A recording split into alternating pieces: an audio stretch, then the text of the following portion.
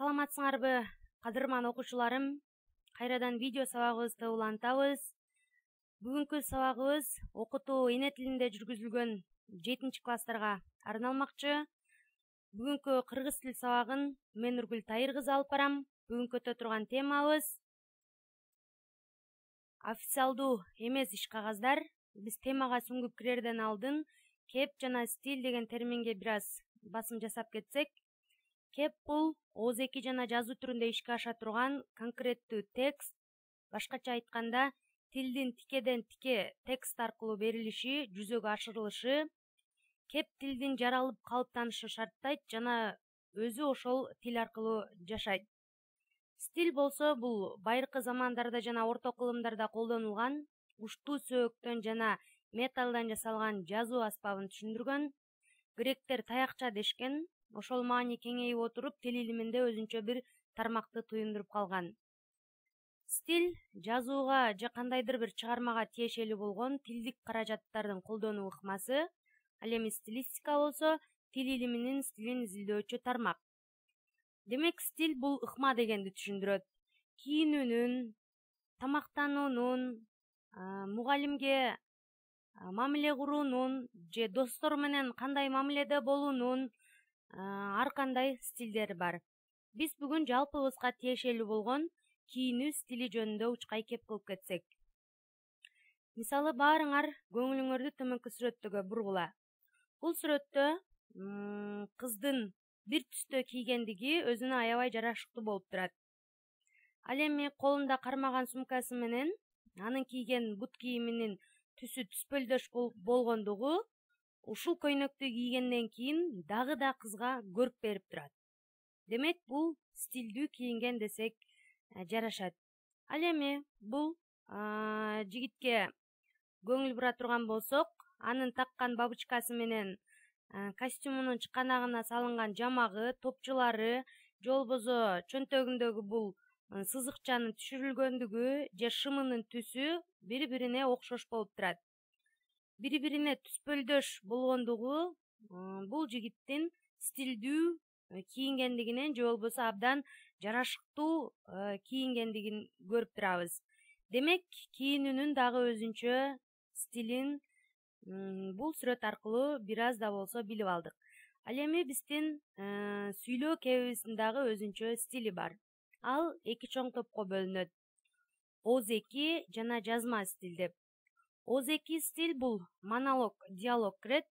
Монолог деп бул бир адамдын ички муңу же бир адам тарабынан аткарылгандыгын түшүнсөк, диалог деп эки адамдын сүйлөшүүсүн түшүнөбүз.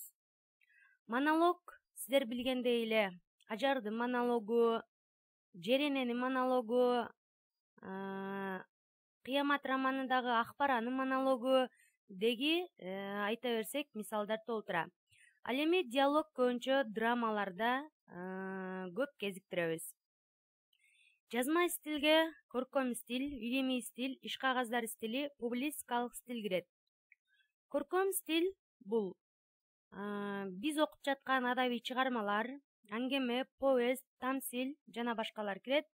Илимий стилге болсо конспект, реферат, курстук иш, дипломдук иш, диссертациялар кирет. Иш кагаздар стили экиге бөлүнөт: расмий жана расмий эмес, же болбосо официалдуу жана официалдуу эмес. Аталыштары бөлөк болгону менен булар бирдей эле иш кагаздары. Ал эми публицистикалык стиль бул журналисттерге мүнөздүү, ага репортаж, интервью, очерктер кирет. Ушул 4 стилдин ичинен эң активдүү стиль катары биз публицистикалык стилди айтып жүрөбүз.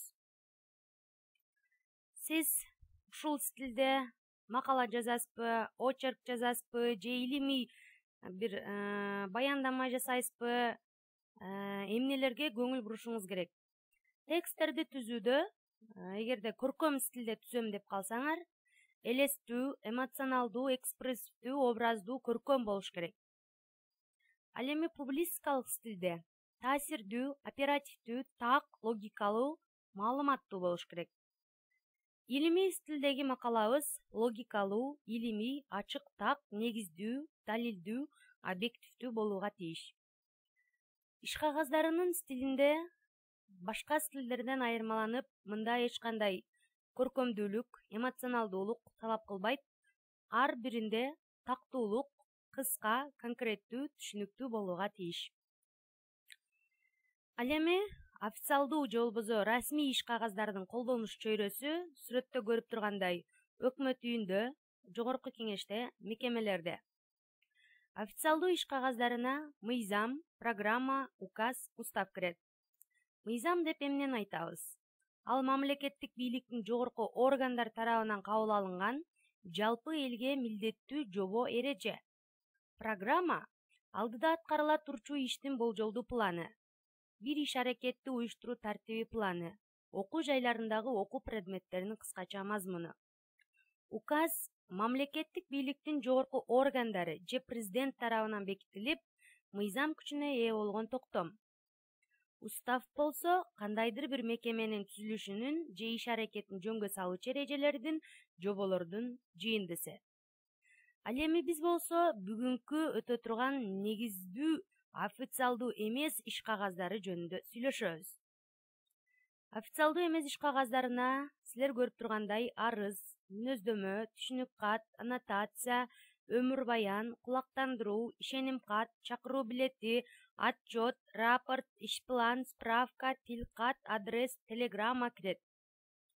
Алардын колдонуш чөйрөсү күндөлүк турмушта мекемелер менен адамдардын ортосунда. Биз арыз деп эмнени айтабыз? Арыз бир нерсени сурануу, өтүнүү максатында жазылган билдирме. Мисалы, ишке киргенде же болбосо сиз башка мектепке которулуп жатканда жана башка ушул сыяктуу. Ишеним кат бир адамдын башка бир адамга кандайдыр жумушту же буюмду ишенип ыйгаруусу, биринчи адамдын колу коюлмайын ишеним кат жараксыз болуп эсептелет. Мүнөздөмө болсо студенттерге же жумуштарга жетекчилик жактан берилген, алардын оң жана терс сапаттарын мүнөздөгөн жазуу түрүндөгү маалымат. Ал эми окуучулардын турмушунда окуучулар класстан класска көчкөндө дагы жекече мүнөздөмө класс жетекчи тарабынан жазылат.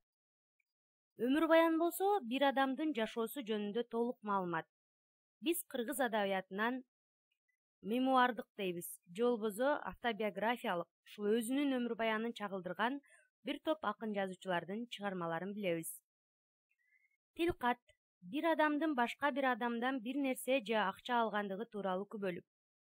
Справка болсо адамдын жашаган, окуган, иштеген жери, алган айлык жумуш акысы жөнүндө жазылган тиркеме. Келишим болсо сүрөттө көрүп турганыңардай, бул биринчи тараптын кандайдыр бир жумушту экинчи тарапка аткарып берүүсүнө жана экинчи тараптан ошол тарапка аткарылган жумуш үчүн биринчи тарапка макулдугун жазуу түрүндө түшүрүлгөндү. Чакыруу болсо бир адамдын башка бир адамды мааракеге, тойго, чогулушка жана башка нерселерге чакыруусу. Күбөлүк кат адамдардын бир жерде окугандыгын, иштегендигин, жашагандыгын далилдөөчү документ. Мисалы, паспорт, айдоочунун күбөлүгү, студенттик билет сыяктуу документтер күбөлүк кат болуп эсептелет. Кулактандыруу же жарыя.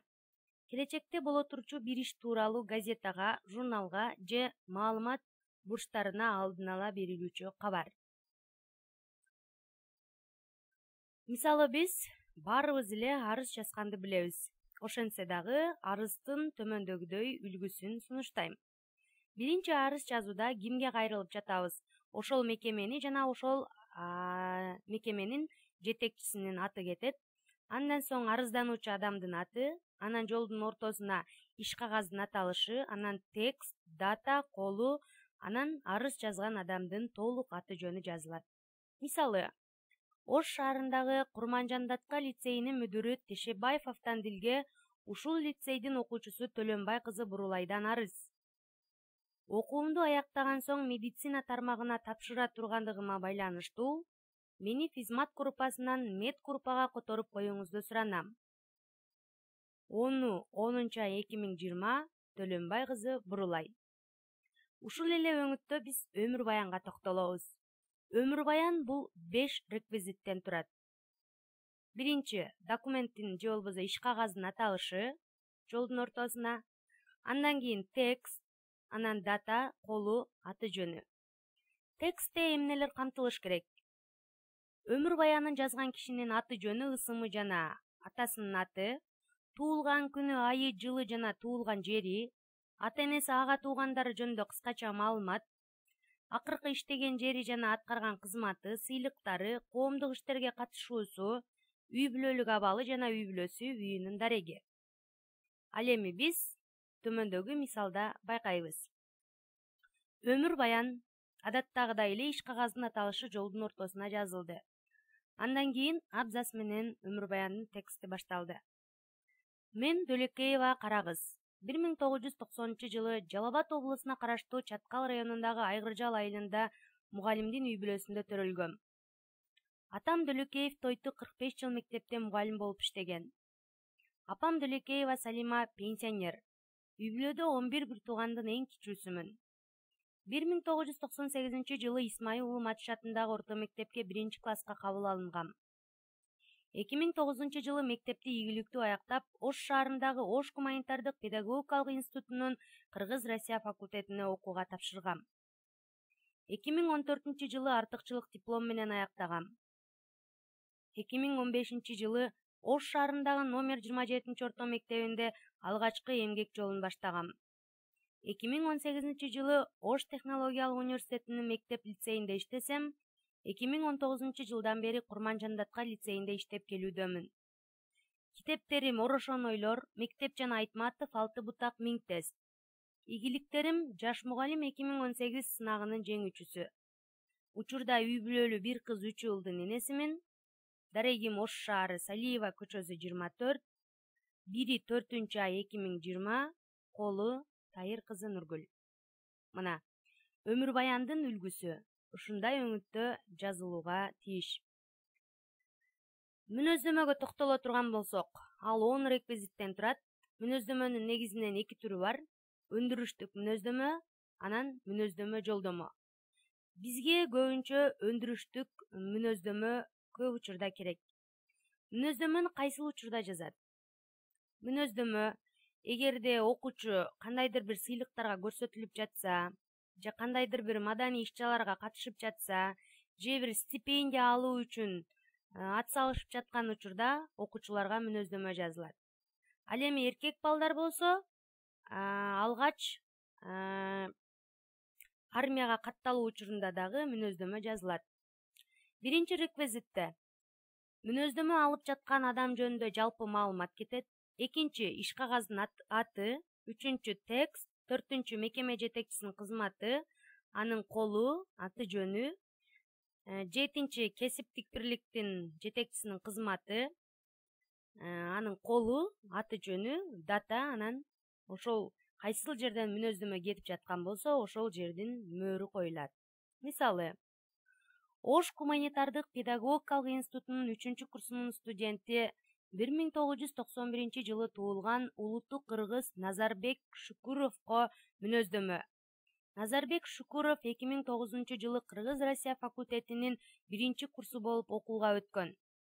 Жогорку билим алуу үчүн зор ынтызарлык менен окуп, зиректиги менен окууда өзүн көрсөтө алды. Дарстарга, практикалык сабактарга, лабораториялык иштерге дайыма катышып, лабораториялык иштерди жүргүзүүгө аракети зор. 1998 жылы өткөрүлгөн студенттердин илимий практикалык конференциясына катышып, атайын баяндама жасады. Баяндамасы жогорку мазмундуу, илимий теориялык негизде жана практикалык жагынан алгылыктуу болгондугу жогору бааланып, Билим, Илим жана Маданият министрлигинин 1 даражадагы дипломуна акчалай сыйлыкка татыктуу болду. Курсташтарына, группалаштарына дайыма жардам берүүгө даяр. Аларга камкордук менен мамиледе. Мүнөздөмө Шукуровго президенттик стипендия ыйгаруу жөнүндө берилет. ОГПнын ректору Колу Зулуев, КРФнын деканы Колу Мөндөшев. Кийинки официалдуу эмес иш кагазыбыз бул аннотация. Ал латын тилинен алынган бизче макала дегенди түшүндүрөт. Кандайдыр бир китептин мазмунун түшүндүрө турган кыскача макала. Мектеп турмушунда окуучуларга окулган чыгармага аннотация жаздыруу ишине кеңири орун берилип келе жатат. Бул иш окуучуларды чыгарманын мазмунун түшүнүүгө, ал тууралуу сын пикирлерди айтууга үйрөтөт. Жогорудагы сынган кылыч китебин көрүп турасыздар. Ал эми кызыл белги менен түшүрүлгөн жерде ушул чыгарманын аннотациясы жазылган. Аннотацияда жалпак тил менен айтканда эмнелер жазылат? Аннотацияда ушул китептин ичиндеги мазмундун кыскача түрү жазылат. Биз ушул аннотациясын окуу аркылуу эле бул китептин мазмунунда эмнелер камтылгандыгын дароо билип алсак болот. Көбүнчө китеп дүкөндөрүнө барып китеп сатып алып жатканда, анын сырткы кооздугуна же болбосо калыңдыгына эмес, көбүнчө аннотацияга көңүл бурушубуз керек. Аннотацияда китеп жөнүндө эмне жазылгандыгын окуп болгон соң гана китепти сатып алсак абдан ыңгайлуу. Түшүнүк кат. Түшүнүк кат 8 реквизиттен турат. Анын 2 түрү бар: ички түшүнүк кат, тышкы түшүнүк кат. Биз болсо ички түшүнүк кат жөнүндө сүйлөшөбүз. Биринчи, документ жөнөтүлө турган мекеменин аталышы же анын жетекчинин толук аты жөнү. Экинчи, документти даярдаган кишинин аты жөнү же мекеменин толук аталышы. Үчүнчү, документтин аталышы. Төртүнчү, текст. Бешинчи, тиркеме эгерде зарыл болсо. Алтынчы, дата. Жетинчи, колу. Сегизинчи, түшүнүк кат жазгандын аты жөнү. Ички түшүнүк кат бул кадимки биздин A4 форматындагы кагазга жазган, кээ бир учурларда жазып калган түшүнүк катыбыз. Ал эми тышкы түшүнүк кат деген атайын бланкага жазылат. Ал эми бизге таанышы бул ички түшүнүк кат. Мисалы, арызды жазганда, мүнөздөмөнү жазганда эле биз түшүнүк катты деле мына ушундай тартипте баштайбыз. Айгүл кийим тигүү фирмасынын кесиптик бирликтер уюмунун төрагасы Абдубалиевке фирманын 2 цехинин тигүүчүсү Бейшенкан Арзыкуловадан түшүнүк кат. Баламдын ооругандыгына байланыштуу эмканага дарыгерге көрсөтүү үчүн баргандыктан ишке жарым саат кечигип калдым. Эмне үчүн ишке кечиккендигин текстте жазып жатат. Себеби баласы ооруп калган. Тиркеме балдар эмканасынан берилген маалымат. 2/4/2020 колу Арзыкулова. Демек, түшүнүк катты жазганда дароо эле жолдун башынан эле түшүнүк кат деп жазып, анан текстин жазсак, анда туура эмес болуп калат. Ар дайым расмий эмес иш кагаздар же официалдуу эмес иш кагаздарды жазууда сөзсүз эрежелерди сактаганга аракеттенели. Урматтуу окуучуларым, бүгүнкү өтүлгөн тема боюнча эмнелерди эстеп калдыңар? Бир саамга ойлонолу. Азаматсыңар, ойлонгон болсоңор, төмөндөгү суроолорго көңүл коелу. Негизи кеп деген эмне? Стиль кайсы тилден алынган? Кеп стилдери канчага бөлүнөт? Ооз-эки стиль менен жазма стилдин айырмачылыгы эмне? Стилдердин ичинен эң активдүүсү кайсы стиль? Иш кагаздары стили канчага бөлүнөт? Расмий эмес иш кагаздарынан кайсыларды өттүк? Өмүр баян деген эмне? Мүнөздөмө кайсыл учурда жазылат? Аннотациянын турмушта кандай пайдасы бар? Түшүнүк катты эмне үчүн жазабыз? Демек, кадырман окуучуларым, ушул суроого силер бүгүнкү сабакта жооп таба алган болсоңор, биз сабагыбыздын максатына жеткен болобуз. Келгиле, силерди эстеп калганыңарды төмөндөгү тест аркылуу текшерип көрөйүн. Кана, жалпыбыз экранга жакыныраак келип, жогорудагы тестти окуйбуз. Көркөм адабий, публистикалык чыгармага, ыр жыйнактарына же илимий эмгектерге кыскача, так конкреттүү мүнөздөмө берүү эмне деп аталат? Сын пикир, аннотация, макала, баяндама.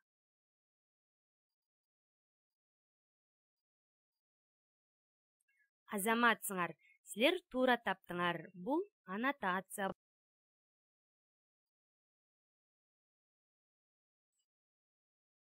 Кептин стилин аныкта. Эгерде аарылар бал челектин чоң көзөнөктөрүн ачык калтырышса, анда кыш жылуу болот. Кичине көзөнөктөрүн ачык калтырышпаса, кыш аяздуу болот. А. Публистикалык стиль. Б. Көркөм стиль. В. Илимий стиль. Г. Озеки кептин стили.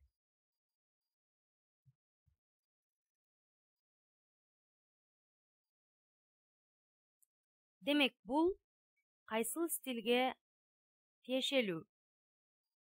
Баарыбыз ойлонобуз.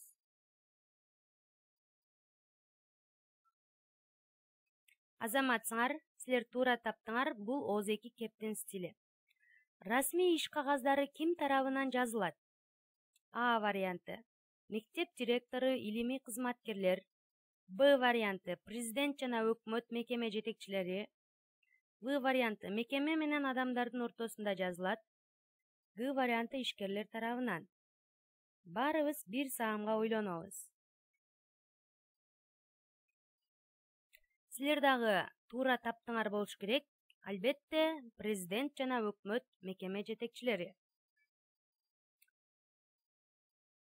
Урматтуу окуучуларым, сүрөттөрдү көрөрү менен кайсы иш кагаздары эсиңерге түштү?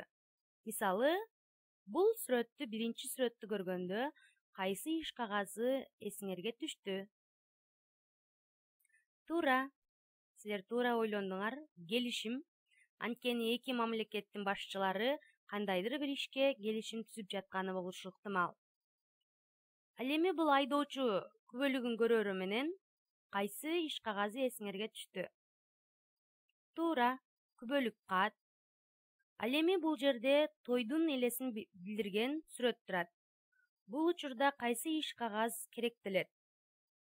Туура, чакыруу баракчасы. Ал эми бул китепти көрөрү менен кайсы иш кагаз эсиңерге түштү? Туура, аннотация. Демек, жогорудагы аңгеме, очерк, баяндама, өмүр баянды окууңар менен кайсы стилге кирет деп ойлонуп калдыңар? Аңгеме кайсы стилге кирет? Туура, көркөм стилге. Очерк публистикалык стилге, баяндама илимий стилге, өмүр баян иш кагаздар стилине, анын ичинен официалдуу эмес иш кагаздарынын түрүнө кирет. Буржунума кат жөнөтсөңүздөр болот, сөзсүз жооп калтырам. Ал эми соц тармактардан YouTube же Facebooktан Нургүл Тайыр кызы деп издеп, подписация болууну унутпаңыздар. Көңүл бурганыңыздар үчүн рахмат.